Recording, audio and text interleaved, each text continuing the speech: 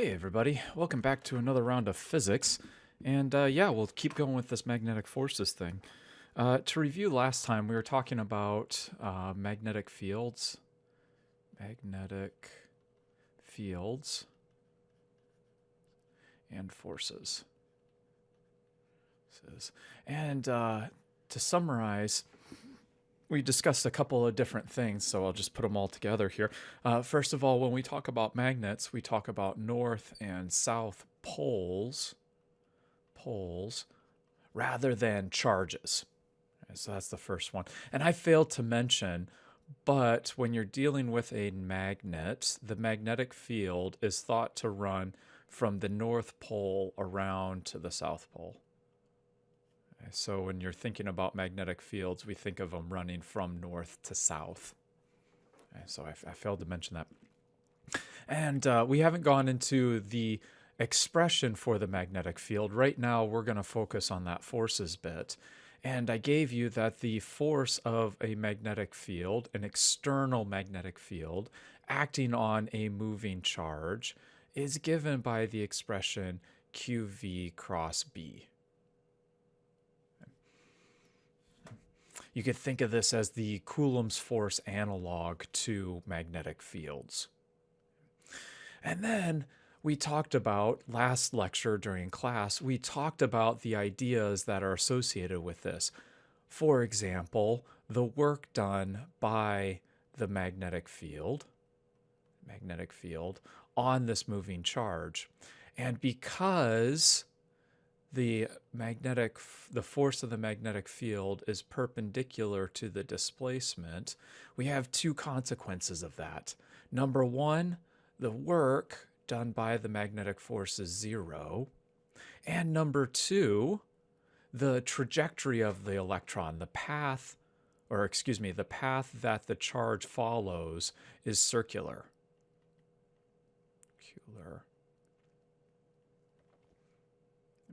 That means that all of that work done in the previous physics class, 162, still applies. And specifically, the ideas that you've developed for circular motion. Or sometimes it will be called centripetal acceleration.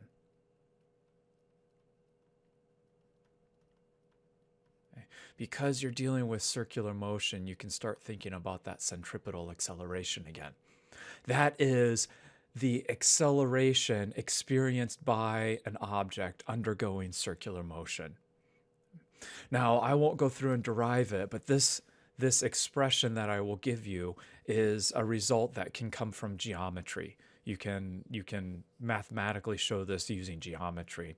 But I'll say this, the centripetal acceleration, and specifically the magnitude of the centripetal acceleration, is given by the expression v squared over r, where v is the speed of the particle and r is the radius of the circular motion. Now notice I said I put a magnitude symbol on here.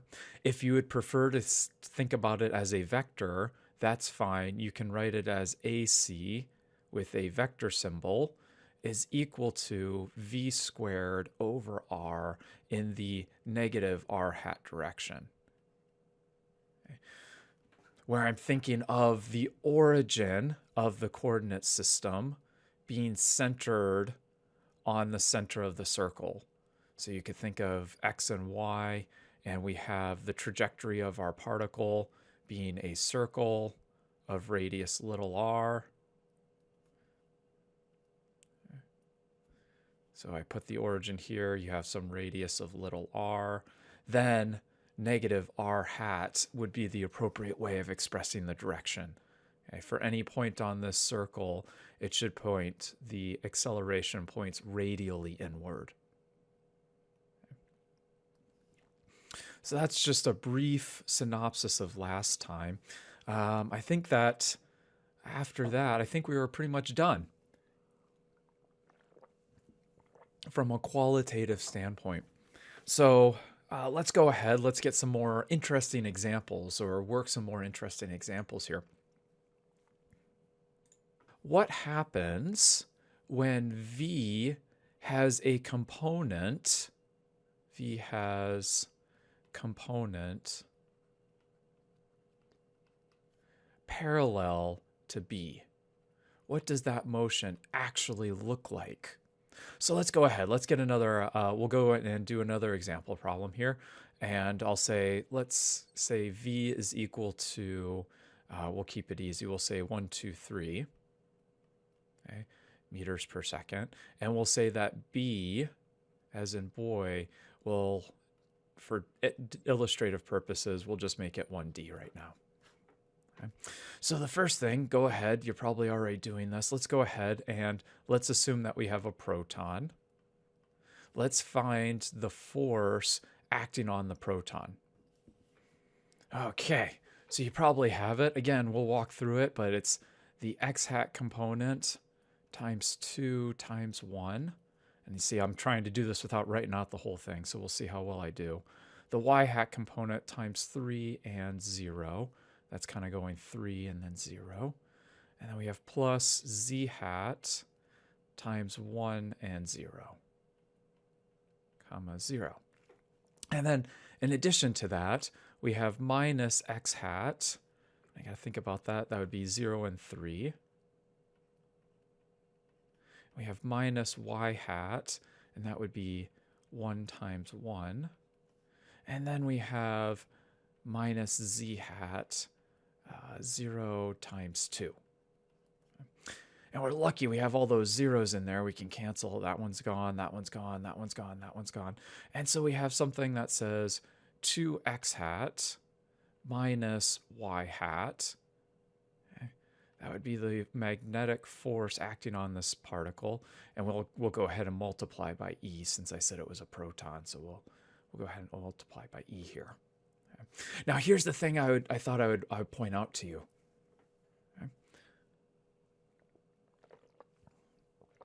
Now, the magnitude of the velocity isn't going to change. We already talked about because the work is 0, the magnitude of V will not change. It'll stay constant.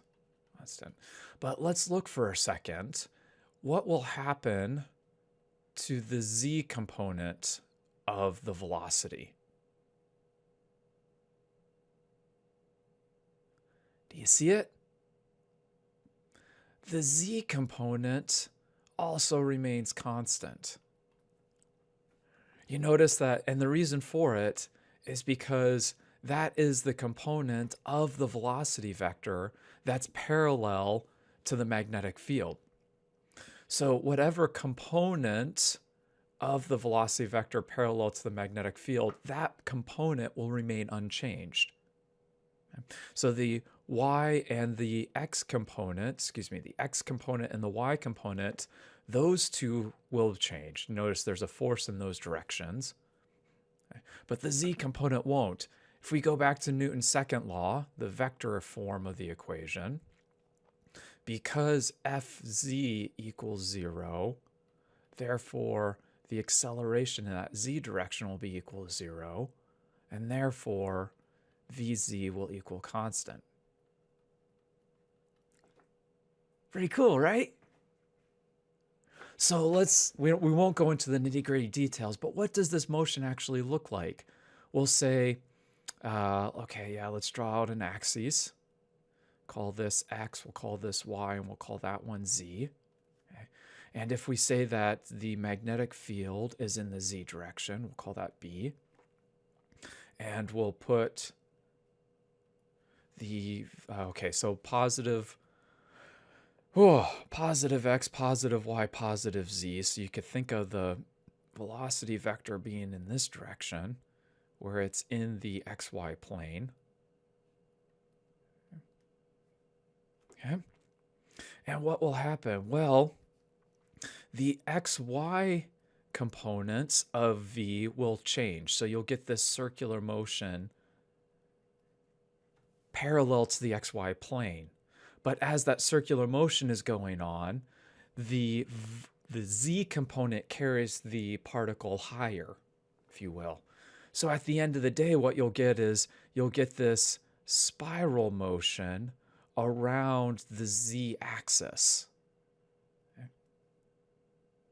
right? Because that z component doesn't change while it goes circular motion in the xy components. And so you'll get this curly Q going up. Sometimes, this is, just to give you an idea, this is the basis of something called magnetic confinement. Magnetic confinement. Okay. Or sometimes you'll hear it called like a magnetic bottle. And it has some pretty cool consequences. Let me give you an example. It'll be a poor drawing. Maybe I'll have to pull one up online. Boom, there you go. The magic of video editing. But I'll say, okay, well, what happens? Let's see. The Earth has a magnetic field. Okay. And I'll just draw a couple of these, just big loops. Okay. And what happens when some charged particle from the sun, okay, so you have some charged particle from the sun, this is called solar wind, strikes the upper atmosphere. Okay. So let's put a charge here. Well, that charge will see the magnetic field, and the component of the charge that's parallel to the magnetic field will remain the same. So I'll call that V parallel. The component of the charge's velocity parallel to the magnetic field will stay the same. Whereas the components not parallel, perpendicular to the magnetic field, will cause the charge to start spiraling around the magnetic field. Okay. So if that solar wind happens to strike, coming in this way, okay, it'll trap the particle and it will direct it to either the northern or the southern hemispheres. Okay. If it's, let's see. So geographic north is actually magnetic south. Geographic south is actually magnetic north. Okay. So depending on what charge the particles are and which way they're moving, they'll actually spiral to the poles. And then some other cool stuff happens, like you have an oxygen atom at the pole or near the poles with its happy little electrons in its orbitals, and it gets hit by this charged particle coming from the sun and ionized. One of these electrons gets booted out of the atom. And then what happens is later on, this oxygen that's positively charged sees this electron just wandering out in space, and that electron fills back in that hole that's been left over. And to do that, it releases some light. We usually use the term gamma to represent the light, a photon. Photon. Okay, not a ploton, a photon. And it just so happens with something like oxygen, when this occurs, if I'm not mistaken, this gives off a greenish hue. And that's the color of the photon. And I believe if it's nitrogen, then when it captures an electron, I believe that one gives off kind of a reddish light. Of course, you notice because of this confinement, because of this magnetic field and the interaction of a charged particle with that magnetic field, you notice that most of this interaction, these ionization of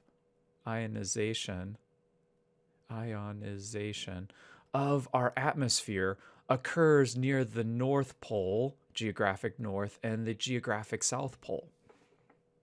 This is the origins of the aurora borealis. What you're actually seeing are charged particles from the sun that get trapped by the Earth's magnetic field and funneled to the poles. And then some chemistry happens, this ionization process, and then this recapturing. That's what's actually emitting that light. So you have the basic idea of that. The basic idea is that the component parallel to the magnetic field causes these charges to be funneled towards the poles. The same thing happens on the sun. I'll throw another video here. Boom. Magic of video editing. Okay. Those loops on the surface of the sun are called solar prominences. Okay. So if you have the surface of the sun, there are, because of the motion of the material inside the sun, you actually create regions of magnetic fields. So you can actually think literally of a kind of a bar magnet being on the surface of the sun. Okay, I said, hey, the magnetic fields run from north to south. And again, what happens is sometimes these charged particles from the surface of the sun, they eject outwards into space. They see this field, this magnetic field generated on the surface of the sun. And then so they end up spiraling around that field.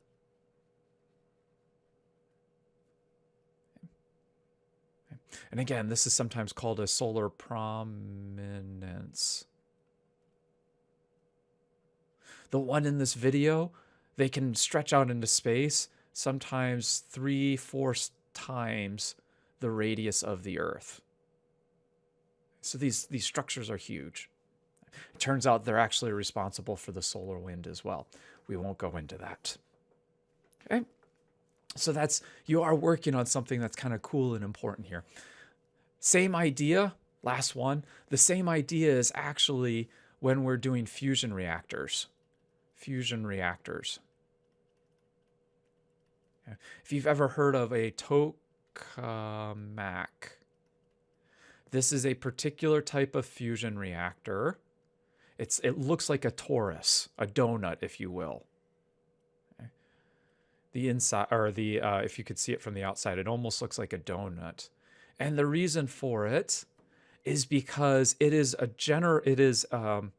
constructed in such a manner that the magnetic field runs around like in a circle.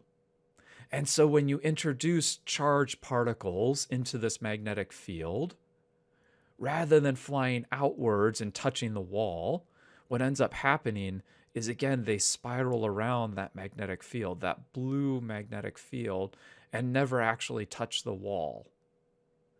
Okay. That's a good thing, because if you're trying to do fusion reactions, the charged particles are in a plasma. And generally, I think it's like on the order of, I'll have to double check. I'm just pulling a number out, but I want to say it's on the order of 1,000,000 Kelvin. Okay. So you don't want these charged particles to touch the side walls of your containment vessel, because if they do, it'll just melt everything and then you're done. So again, it's a matter of how do you confine something so hot without actually physically touching it. Magnetic fields are a way that you can do that. Okay. Cool, right?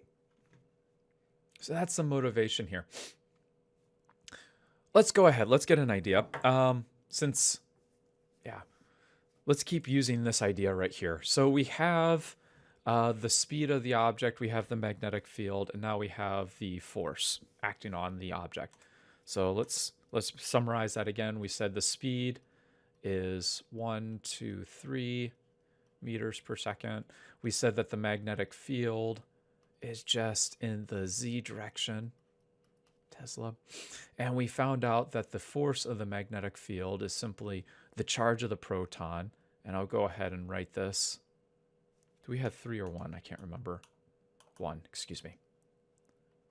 So we had -1 and 0 here. And I'll go ahead and label as newtons. I'll say that we'll call this unitless at this point. Okay. So here's another question. Let's go ahead. Let's say that this charged particle is in a magnetic field and it completes a full loop. Okay. Let's go ahead. What's, first of all, the radius of the loop? Go ahead. Take a minute. Figure that out.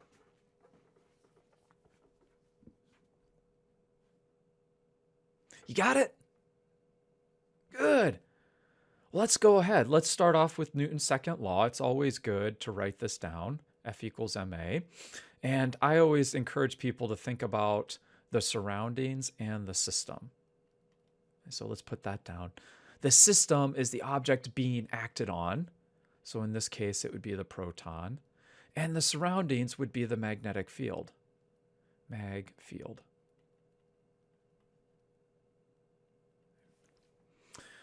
So, oh, excuse me, I should put net here.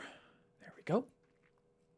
Now, we've already talked about that the trajectory is circular.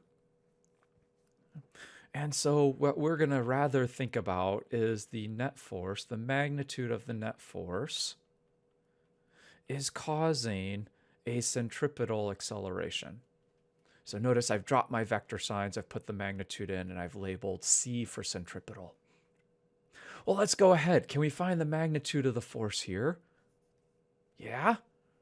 We have 2 squared plus 1 squared, square rooted, times our charge. I'll call it E right now.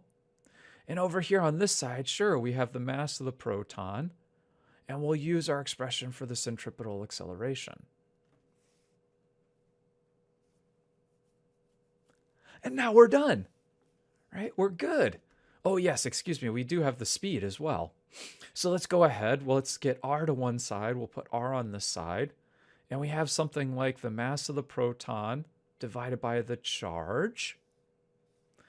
We have the square root of 5 in the denominator. Okay, now the v squared, we better be careful. Okay? Because the question is, we have 2 options here. Okay. Say, should we be finding the magnitude of v and squaring it? Or should we be finding the component of v that's perpendicular to the magnetic field and then squaring it? Which one do you think? Put a stake in the ground. Yeah. And this is why we have to be careful again. Okay? When I'm thinking about this net force, when I'm thinking about this net force and the acceleration, which components are being affected by that acceleration? The x and the y components. In other words, we don't want to use this one. Okay? Here, we want to use this guy. So there's a little bit of a caveat there. We got to be careful. Okay? So we only want to use the components that are perpendicular to the magnetic field. We already know that the component parallel doesn't undergo any acceleration. So we got to be careful there. So instead of using, we should use 1 squared plus 2 squared. Okay? And then technically I do a square root, and then I've got to square it. So here, what do we have at the end of the day? We have something that says the mass of the proton divided by the charge of the proton times the square root of 5. Because I get 1 squared, I get 5 in the numerator, I have square root of 5 in the denominator. And so those cancel and I get the square root of 5. Cool, huh? I'll say, imagine for a moment, this is actually one of the ways that you can measure the charge to mass ratio of the proton. Historically speaking, okay, so you can imagine, I think it was Helmholtz? I'll have to double check this, okay? The charge to mass. Okay. Imagine for a moment what you can do. You set up a region of constant magnetic field, constant. You throw your charged particles in, say your protons, into that field. They undergo a circular motion. Imagine that.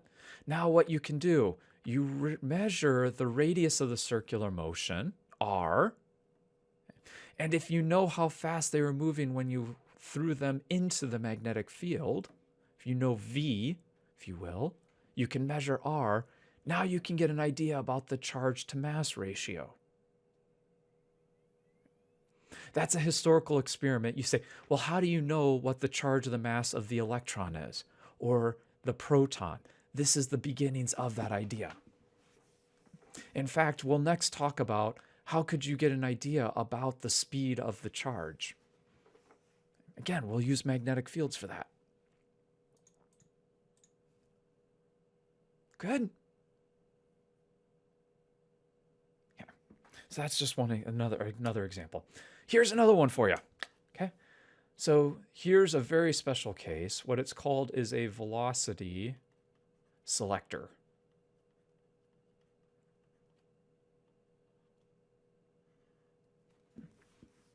So here it is. Let us say for a second that we take a positive charge, Q, and let's go ahead and figure out some axes here. I'll call X up, I'll call X to the right, Y up, and I'll call Z out of the page. So let's say we take a group of charges and we run it at some speed. Okay, we don't know, say it's a collection of charges, so we're just moving them. Maybe I shouldn't say that we have a speed specified. There are a bunch of charges all at different speeds. And we would like to figure out if we can identify just a particular speed. And here's an idea how we can do that.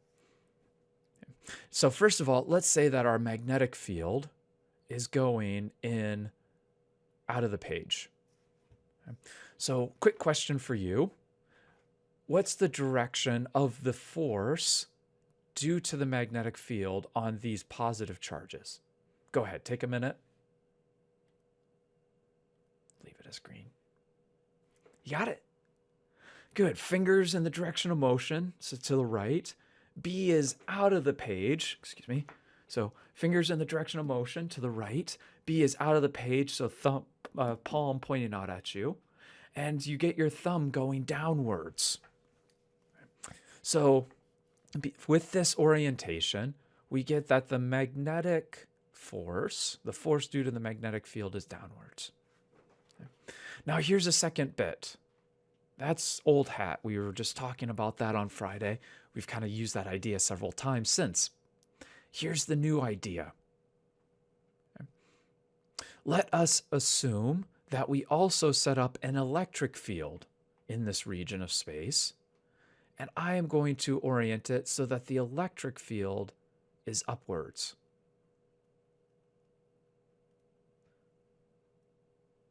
What's the direction of the force on the charged particle due to the electric field?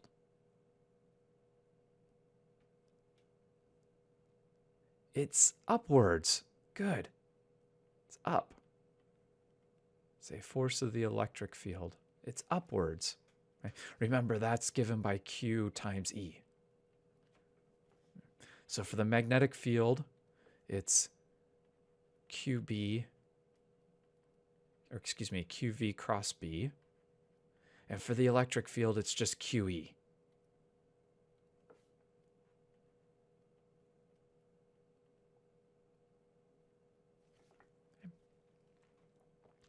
So let's say for a moment we've set it up so that the magnetic field is out of the board and the electric field is pointing in the Y direction. And let's say that we can control those two values. We'll talk about how can we generate the magnetic field. We already know how to do the electric field. The electric field, let's say for a second that we set up two parallel plates.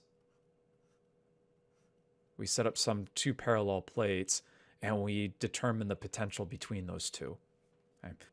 So what we can do, let's see, if we can control the potential difference, we know that E will be equal to the difference in potential times the distance between the plates.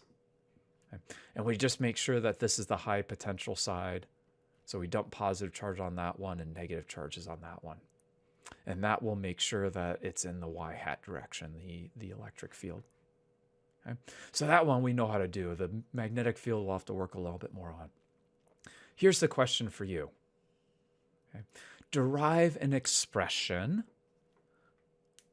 for the speed of the particles that will pass through this region of electric and magnetic fields undeflected. I'll say again, derive an expression for the speed of the charges which pass through the electric and magnetic fields undeflected. Go ahead, take a minute.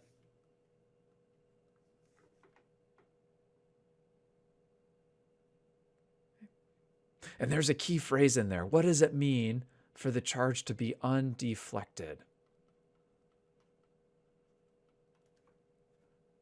From a physics sense, that's a key. It means that the acceleration is zero. Let's latch on to that. So let's go ahead. We will apply Newton's second law. We'll say F equals ma. We're dealing with a system of the charges, and the surroundings here are the electric and magnetic fields. And we have two forces now. In fact, what we've drawn here is the free body diagram, essentially. So we have two forces. We have the force due to the magnetic field downwards. So I'll say negative FB. We have the force of the electric field upwards, FE. Notice I'm dropping the vector sign, and I'm putting in the signs explicitly. I am dealing with the y direction. And the acceleration in the y direction is zero, undeflected. Well, now we need to substitute in the definitions for the forces. For the magnetic field, it is the charge, and then V cross B. Notice I'm putting this in magnitude symbols. And for the electric field, we have something that says Q times E. And I will be explicit, I'll put the magnitude in here again.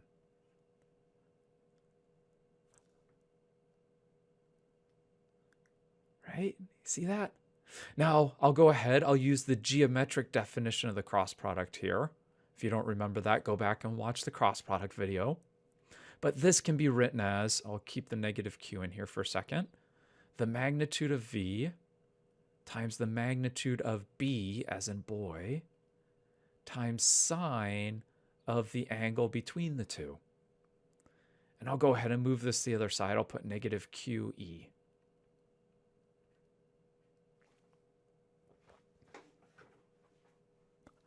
And now you see it, right? What's the angle between the speed of the charge, the velocity, and the magnetic field? They're perpendicular. And sine of 90 degrees is 1. Good. Oh, goody. So this sine of the angle, that in this case is 1. And we'll say because theta equals 90 degrees. And you hopefully also see, oh, goody, I have a negative charge on one side. I have a negative charge on the other side. And so at the end of the day, I get V equals the magnitude of E, the magnitude of the electric field, divided by the magnitude of the magnetic field. Pretty cool, right? What does this mean? First of all, notice this expression is independent of charges. That means I could have electrons going through and protons, and I could have ions of, +2 or +2 oxygen, or I don't know if that's possible or not, but I could have all of these different ions. They don't have to have the same charge. And because this expression for the speed is independent of the charge of the particle, it doesn't matter. All of those charges will go through. Okay? If they have the speed that matches this, then they'll get through. That's why this is called a velocity selector. You can tune the value of the electric field by altering the potential difference between the capacitor plates. You can choose a magnitude for the magnetic field. And based on those two choices, that will select the velocity of the particles that will pass through. Hence, that's why it's called a velocity selector. And the particles that pass through can be of whatever charge you need. Compare this for a second to just using a parallel plate to accelerate the charges. How does this differ from just using the electric field? So what's called a electric gun or electron gun. What's an electron gun? Well, what you would do is you'd set up a parallel plate capacitor. You put a small hole in one of the plates, and then you would do something like produce protons. You produce protons on one plate, and you charge it positive and negative. Okay. So the protons, because they want to fly away from the negative plate, they go this way, and the ones that actually get right to that little hole come out. Now the issue would be is what happens if you have more than just protons? What happens if you have a double ionized helium atom? So it'd be a +2 helium atom. Okay. Will a +2 helium atom experience the same acceleration as, say, just a proton? The answer is no. Right? And why is that? Let's go ahead and evaluate this situation for a minute. For contrast, you could have done this a while back. But we'd say F equals ma. But here, the only force is the one due to the electric field. So we would put QE here equals m, and I'll put a here, the acceleration.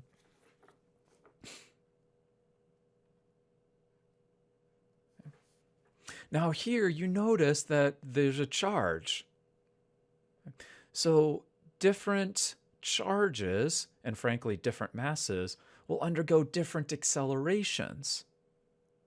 Which means, put Q E over m equals a.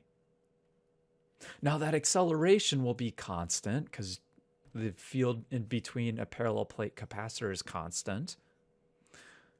But the issue is that, okay, so the acceleration is constant, but it will be different for different charge to mass ratios. Which means your helium +2s will be moving at a different speed than, say, your hydrogens, or, your ionized oxygens, or, whatever you're dealing with. So that's a difference. Here, at this setup, you will get different speeds for different charge to mass ratios, Q over M.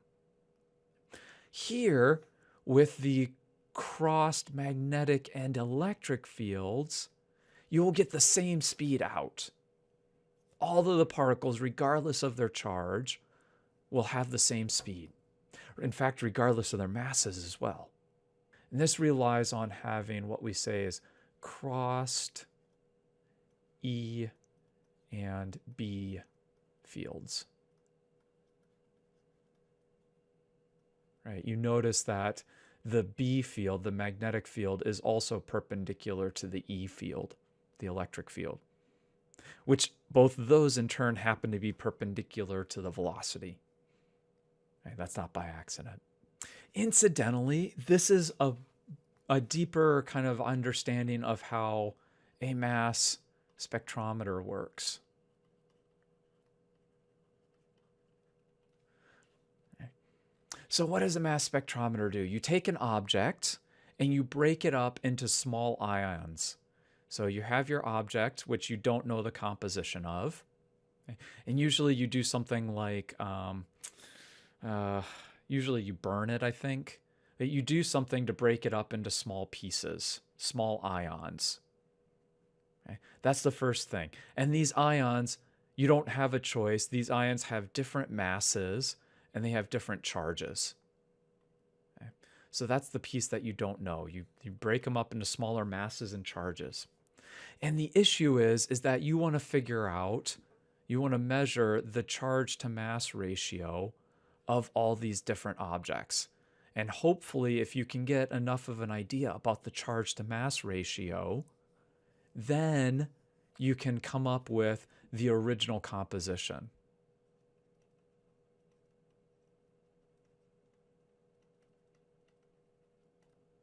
That's the idea. You have an unknown object, you break it into small pieces, you measure the charge to mass ratio of all the small pieces, and hopefully that will give you an idea about the original composition. But mass spectroscopy, it deals with these magnetic fields. It has two very important points. When you take these small pieces, you're going to run it through a magnetic field. We'll put the magnetic field out of the board. And these small pieces will undergo loops. We've already figured out what the radius has to be, right? If it's just a magnetic field, again, F equals ma, we have something like QVB, V cross B, magnitude equals mv squared over r. If we make sure that V and B are perpendicular to each other, we get QVB equals mv squared over r. And then I'll say Q over M is equal to something like V over BR.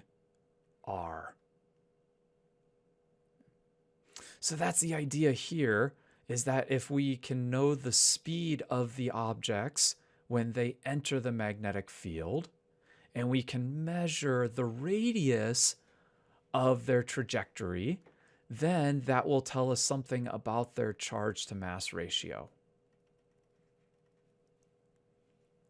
But notice, this means you have to know how quickly they're moving before they enter this region. And that's where the velocity selector comes in. Prior to entering a region of just magnetic field out of the board, you take these particles and you run it through a velocity selector. Velocity selector. And again, remember, the velocity selector will go ahead and put the magnetic field still out of the board.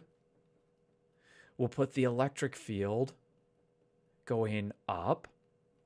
And so what this will do is that only the pieces traveling at the appropriate speed, that speed will be determined by the magnitude of E divided by B. Only those pieces moving with this speed will pass through undeflected. And you take those pieces, now you know what their speed is, and you run it into the region of just the magnetic field to measure their radii. Boom. You put your detector here and catch how many. You put your detector here and catch. Okay.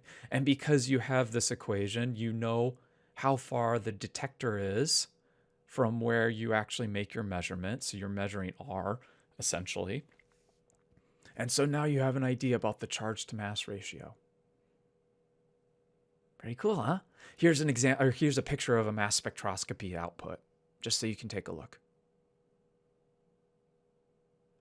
And hopefully what that does, that does is that gives you an idea about the original composition. Okay. Chemistry comes in at this point. Okay. Couple of last items. I'll say that sometimes this combination of the electric force, the force due to the electric field, and the force due to the magnetic field, sometimes those are collectively referred to as the Lorentz force. Lorentz force. It's the net force felt by a charged particle moving in an electric and a magnetic field. In some cases, again, this is one of those where somebody just put two things together and somehow gets something named after him. I don't understand, but that's life. All the low-hanging fruit has been picked. Okay, so I think I'll leave it here for right now. Next video, I want to do another video dealing with magnetic forces, and it will specifically deal with magnetic fields acting on currents. So right now we've been thinking about little point charges of charge Q. What I would like to now think about is what happens when you have a wire carrying charge I. What happens to that, or what happens when that situation arises? So we'll stop there. Thanks for your attention. I'll see you next time.